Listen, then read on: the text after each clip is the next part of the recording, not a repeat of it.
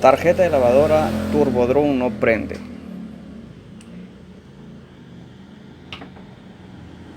Circuito integrado para que arranque correctamente requiere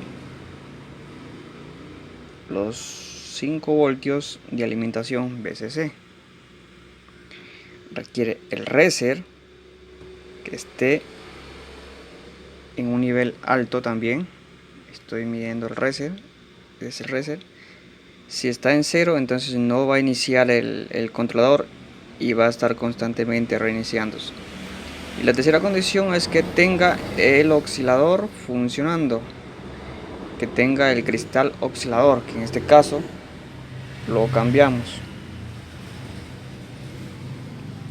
Ahí está funcionando de 8000 MHz.